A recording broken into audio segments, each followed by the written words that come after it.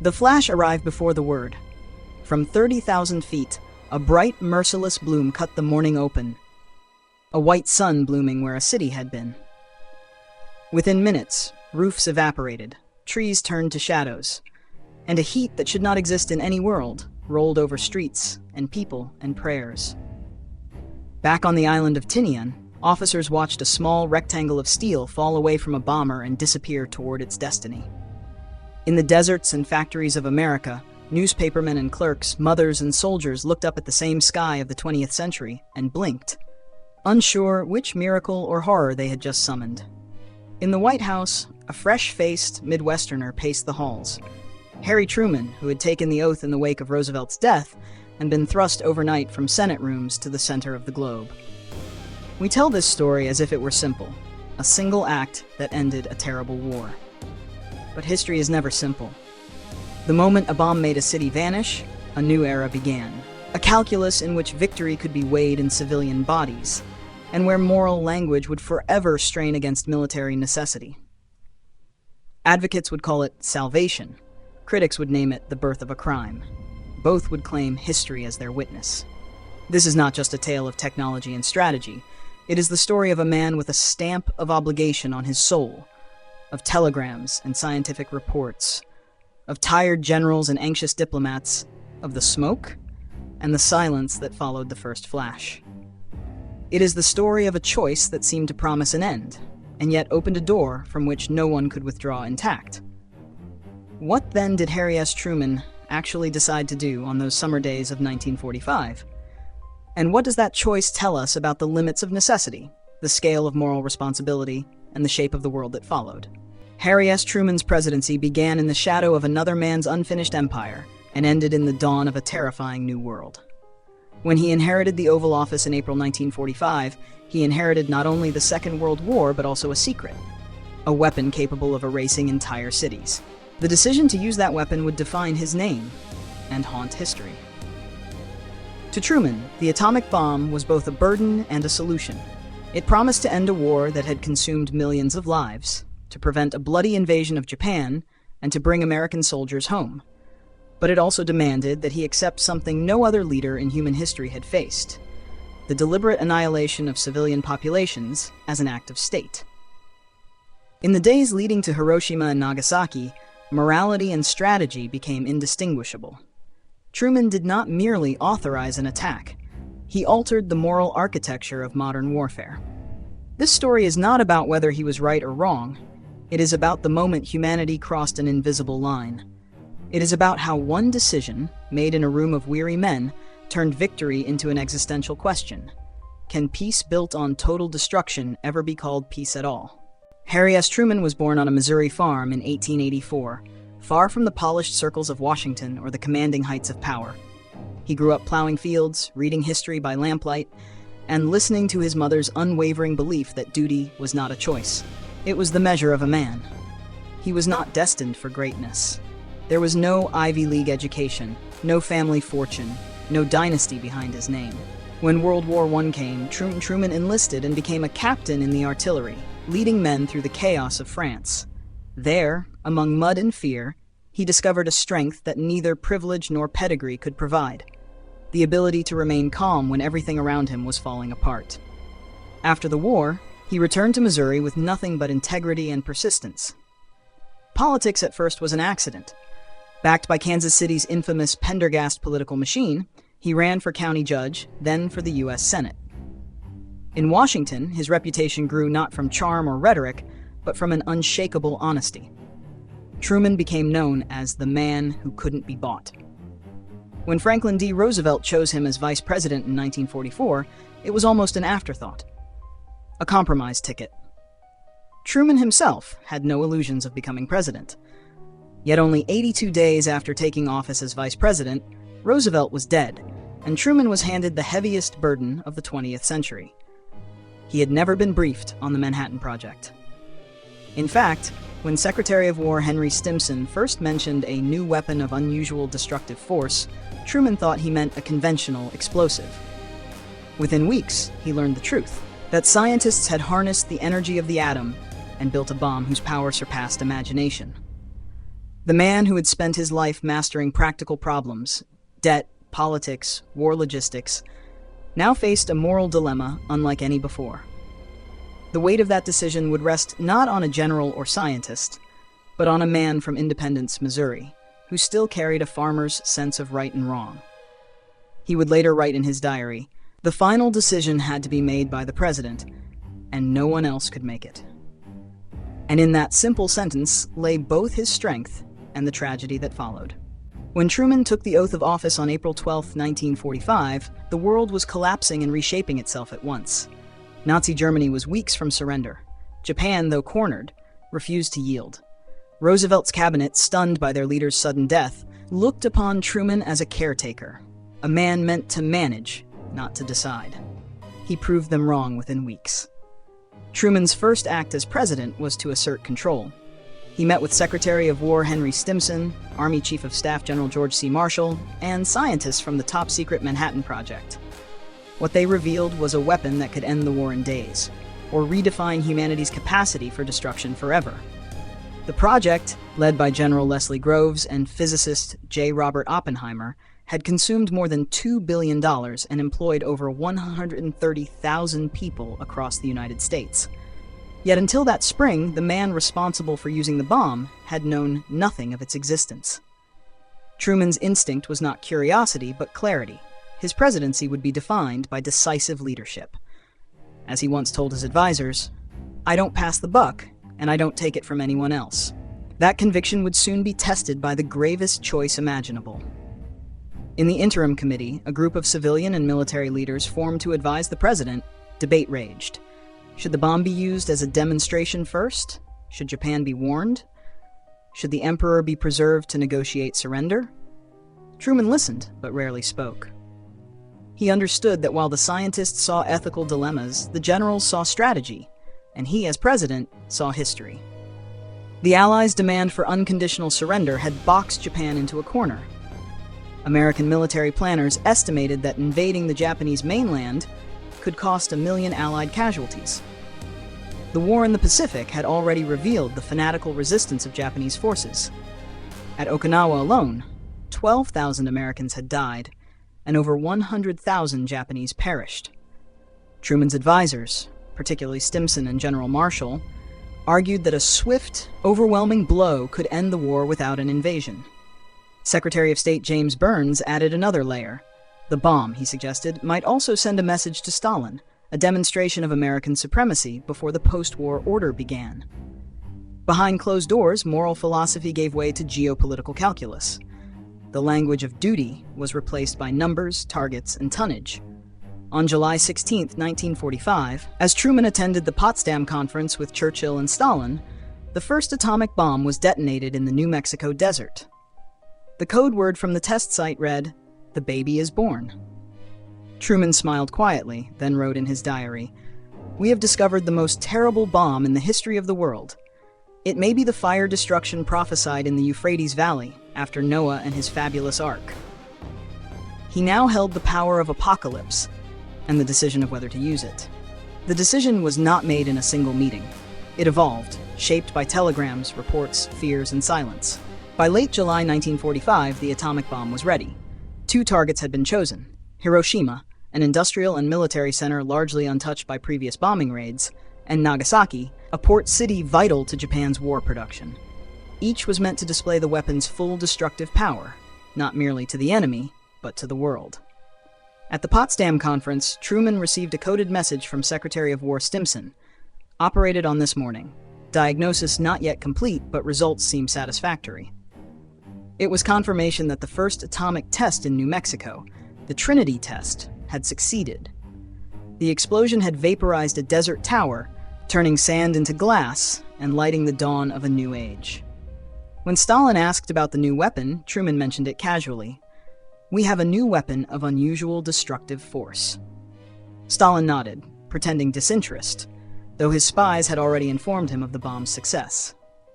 That same week, Truman issued the Potsdam Declaration, demanding Japan's unconditional surrender or prompt and utter destruction. Japan's government split between moderates and hardliners. The emperor remained silent.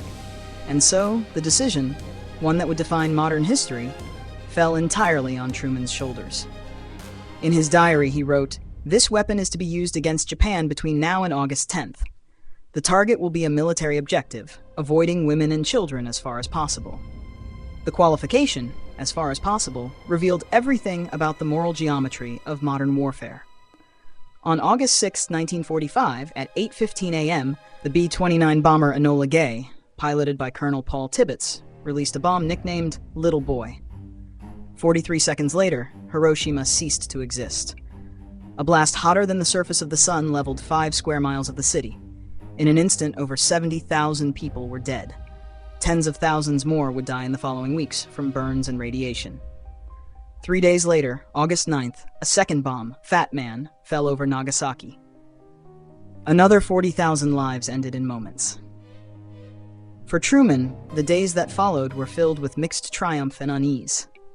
He received reports of Japan's surrender preparations and declared victory to the nation with the now famous words, "We have used it in order to shorten the agony of war, in order to save the lives of thousands and thousands of young Americans."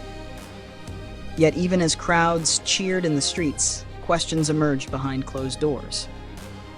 Admiral William Leahy, his chief of staff, warned, "In being the first to use it, we have adopted an ethical standard common to the barbarians of the Dark Ages." Truman dismissed the criticism. "I never lost any sleep over it," he said later, "for I did what I thought was right." But the images that arrived from Japan, the burned faces, the ruins, the silence, began to shift public conscience. Scientists who had once built the weapon now recoiled at its consequence.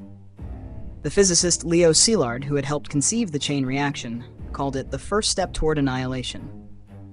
Truman's private notes betray no regret, only resolve. He saw the bomb as a tool, terrible, yes, but necessary. To him, Hiroshima and Nagasaki were not moral failures, but moral trade-offs, the lesser evil that prevented the greater one. Yet history would not stop at that calculation. When the smoke cleared, the world had changed. Empires ended, superpowers rose, and humanity entered an age where peace depended not on faith, but on the fear of its own inventions. On the morning after Nagasaki, Truman told his cabinet, "This is the greatest thing in history." And in a way, it was. For greatness, in history's cruel dictionary, has never meant goodness. The atomic bomb was not a single weapon, it was a policy. A convergence of science, fear, and power that redefined the modern state. Truman's decision was shaped by calculations that now seem both cold and convincing. Military advisors projected that a conventional invasion of Japan, codenamed Operation Downfall, could cost up to 1 million Allied casualties and several million Japanese lives. Every week the war continued, American soldiers died in the Pacific, and civilians starved across Asia. By that arithmetic, the bomb appeared merciful. A single shock, they believed, would spare an ocean of blood. In the immediate aftermath, this logic held. Japan surrendered on August 15th, 1945. The Emperor's radio address, the first time his people had ever heard his voice, described the atomic weapon as a new and most cruel bomb. Truman's popularity soared. American newspapers hailed him as the man who ended the war. A weary nation celebrated not the weapon, but the relief it brought. But history, as always, did not stop at victory. The bomb's consequences multiplied, politically, scientifically, and spiritually. First came the strategic transformation. The monopoly of atomic power gave the United States unprecedented leverage in shaping the post-war order. Within months, the bomb became not just a deterrent, but a diplomatic instrument. It altered the tone of negotiations with Stalin, influencing the foundation of the Cold War. The atomic shadow hung over every treaty, every speech, every border. Second came the scientific dilemma. The Manhattan Project scientists, Oppenheimer, Szilard, Fermi, had entered the war believing knowledge could save humanity. Now they confronted the opposite. Many organized the Federation of Atomic Scientists, warning that nuclear energy, if left to politics alone, would destroy civilization. But the genie was out. Within 4 years, the Soviet Union tested its own bomb, and the world entered an age of permanent vigilance. Third came the moral reckoning. For the first time, mankind saw destruction so vast it defied theology. Hiroshima and Nagasaki became not just tragedies, but mirrors. They forced philosophers, theologians, and politicians to redefine the ethics of war. Could any cause justify annihilation? Could victory erase responsibility? Truman insisted the answer was yes, that using the bomb was no more immoral than firebombing Tokyo or Dresden. War, he said, is inherently immoral, but sometimes it is necessary. His critics, however, argued that necessity had become a disguise for convenience, that the bombs were dropped not because Japan could not be defeated, but because America wanted to end the war on its own terms and intimidate the Soviets before peace began. In truth, both readings coexist. Truman's decision was not driven by cruelty or by calculation alone. It was driven by exhaustion, the collective wariness of a world that had bled for 6 years and could not imagine another month. But exhaustion, history reminds us, is the most dangerous fuel for power, for it makes every action, even the irreversible, feel like mercy. Even as the war ended, the moral aftershocks of Truman's decision began to ripple through governments, universities, and conscience itself. What had been celebrated as triumph soon became one of the most debated acts in human history. The first wave of dissent came not from politicians, but from scientists, the very architects of the bomb. In July 1945, even before Hiroshima, a group led by Leo Szilard petitioned the president to demonstrate the weapon first, on an uninhabited island, under international observation. The petition never reached Truman's desk. It was quietly suppressed by the military. After the bombings, Szilard lamented, "We have been the destroyers of worlds, and we knew it." Inside Truman's own cabinet, unease grew. Admiral William D. Leahy declared that the use of this barbarous weapon was of no material assistance in our war against Japan. General Dwight D. Eisenhower later confessed that he hated to see our country be the first to use such a weapon. Yet none of them openly defied the president at the time. Publicly, America justified the bomb as the only path to peace. Privately, the narrative fractured. Declassified intelligence decades later revealed that Japan had already begun seeking terms of surrender before Hiroshima, though not the unconditional surrender the Allies demanded. This revelation reignited the question: was the bomb necessary, or was it a political message to Moscow? Historians remain divided. Some argue that Truman acted under the moral and strategic logic of total war, a continuation of firebombing campaigns that had already reduced Tokyo to ashes.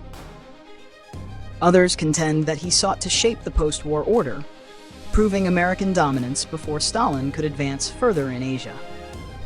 The controversy deepened in 1946, when the Atomic Energy Commission replaced military control of nuclear weapons. Public hearings revealed the terrifying scale of what had been unleashed, and the impossibility of putting it back. The age of secrecy gave birth to the age of fear. Truman's personal response was consistent and unyielding. He refused to apologize, stating, "I made the decision to save lives. That is my only motive." Yet even within that certainty, his aides noted a quiet fatigue, the weight of knowing that his signature had introduced humanity to a new moral frontier. In later years, as nuclear stockpiles grew and new generations studied the ruins of Hiroshima, Truman's decision ceased to be a question of history. It became a mirror, forcing every leader after him to ask whether power, once absolute, can ever again be used innocently. History remembers Harry S. Truman as both savior and executioner, the man who ended one war and began another kind of war entirely. His presidency marked not the close of World War II, but the opening act of the nuclear century, when humanity learned that survival itself could depend on restraint. In the short term, Truman's decision achieved what he intended: Japan's unconditional surrender, the preservation of countless Allied soldiers' lives, and the solidification of American leadership in the New World Order. His approval ratings soared, and the United States emerged from the conflict not merely victorious, but transformed into a superpower. Yet, the legacy of Hiroshima and Nagasaki transcended victory. The atomic bomb became both symbol and scar, a testament to human ingenuity and a warning of its cost. Truman's choice introduced a new vocabulary into political ethics: deterrence, mutually assured destruction, existential risk. From that point forward, peace would depend on fear, the knowledge that any future war could end all wars, and with them, civilization itself. Truman saw himself as a man of necessity.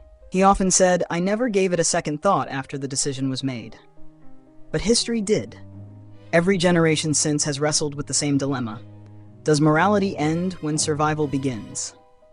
His defenders claim he carried the unbearable burden so others would not have to. that by choosing horror once, he spared humanity from repeating it. His critics counter that he opened a door no one could close, proving that even democracies can rationalize devastation if they convince themselves it's for the greater good. Both are true. That is the paradox of power and of Truman himself. The ultimate lesson of his presidency is not about right or wrong, but about thresholds. Every age reaches a moment when progress outpaces wisdom, when technology tempts leaders to act faster than morality can respond. Truman stood at that edge, and he chose to leap. The world that followed, from the Cold War to today's fragile deterrence, still lives in the light of that decision. A light born in the skies over Hiroshima, bright enough to reveal everything humanity can do, and everything it must never do again. August 6, 1945, 8:15 a.m. For the people of Hiroshima, the morning began like any other. Children walked to school, fishermen rowed into the bay, housewives hung their laundry under a clear blue sky. Then, in a single instant, the sun fell to earth. Hours later, as the fires subsided, silence claimed the city. It was not the silence of peace. It was the silence of disbelief, of a world trying to comprehend what it had done. In Washington, President Truman sat at his desk, surrounded by maps, telegrams, and a nation that now looked to him as the man who ended the war. He had fulfilled his duty, yet even he could not foresee how far the echo of that choice would travel. The atomic bomb had not only ended a conflict, it had ended certainty. Decades later, as veterans aged and cities rebuilt, the question still lingers. Did Truman make the right choice? History offers no comfort. It only offers perspective. His decision stands not as an answer, but as a mirror, reflecting every generation's capacity to weigh survival against humanity. The power he unleashed still hovers over us, in silos, in treaties, in nightmares. The same flash that ended a war continues to define the boundaries of our morality. And perhaps that is the true legacy of Harry S. Truman, that the most ordinary man ever to hold the presidency made the most extraordinary decision in human history, and left the world forever asking whether we were ready for the power we gave ourselves.